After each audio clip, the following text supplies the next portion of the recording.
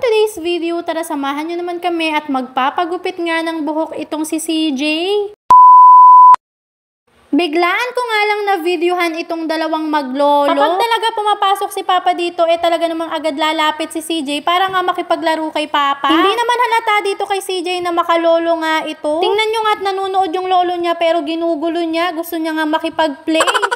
Wala naman kasi siyang choice dahil malayo naman yung lola niya sa side nga ng asawa ko, yung mother ng asawa ko. Siguro kung nakakasama niya rin yung lola niya, sigurado makalola rin tong batang ito. Iba talaga yung binibigay na pagmamahal ng mga lolo't lola natin. Talaga namang triple yung binubuhos nilang pagmamahal sa kanilang mga apo. Minsan pa nga mas favorite nila yung mga lolo't lola nila. Kasi sobra-sobra sila magmahal sa kanilang mga apo. And fast forward na nga tayo mga mi, itong umaga nga ay nilabas ko nga itong si CJ para nga makapaglakad-lakad dito sa likod namin. Paano ba naman kasi napakalaki talaga ng lupa dito sa likod namin at pwedeng-pwede ka nga ditong magtatatakbo. Kinagabihan naman mga mi, hindi ko nga alam kung sino yung binabantayan ng batang ito at hindi nga siya mapakali. Yun naman pala yung kanyang daddy dahil nga umuwi nga itong daddy niya. Hindi naman halata sa bata na sobrang excited nga siyang makita itong daddy niya. Diyos ko Mio, hindi na nga ito mapaghiwalay. As usual mga mi, late upload na naman itong mga video ko.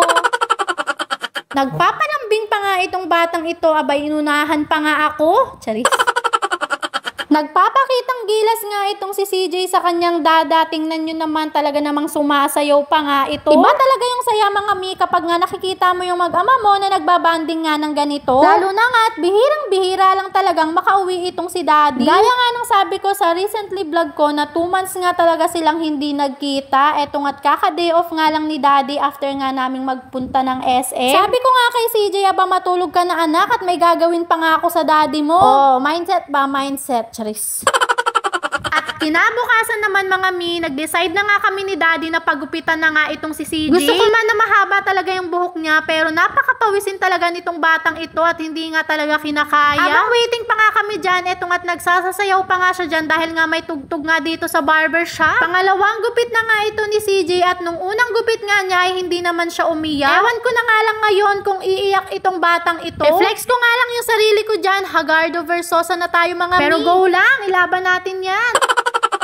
Inupo ko na nga si CJ dito at nagdadasal nga ako na sana hindi nga ito umiyak. Kasi ma-share ko nga lang sa inyo mga mi, nung unang gupit nga niya, nalibang talaga siya ng todo dyan sa labas. Dahil nung time na yun, may mga parada nga, kaya naman hindi talaga siya umiyak nun hanggang sa natapos yung kanyang paggupit. Ngayon nga, wala namang parada, kaya naman todo libang kami sa batang ito kasi nga baka nga umiyak. Buti na nga lang, pagdikit nga nitong razor, hindi nga siya umiyak. At syempre, akala ko nga magtutuloy-tuloy na. Buti nga sa mga oras na to, hindi pa nga umiiyak itong batang ito at na-enjoy niya pa nga ata itong ginagawa sa ulo niya. Libang na nga kami dyan ni daddy para nga hindi talaga siya mainip at hindi nga siya umiyak. At tawang-tawa naman ako sa batang ito nung nakita ko nga itong video na to. May pa-side eye pa nga.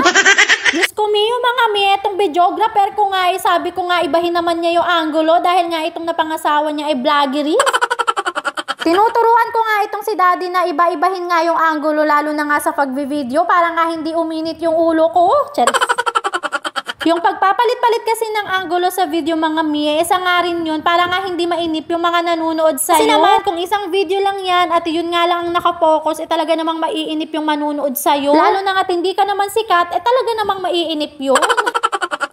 Eto na nga mga mi, eto na nga yung hinihintay ko na umiyak na nga itong si CJ dahil nga feeling ko nga natutusok nga ng buhok yung mata niya. Kaya naman naiirita na siya at gusto niya na nga magpakuha. Nandiyan naman yung batang ito, sobrang kawawa naman yung batang yan at umiiyak na nga. O siya mga mi, salamat sa panonood.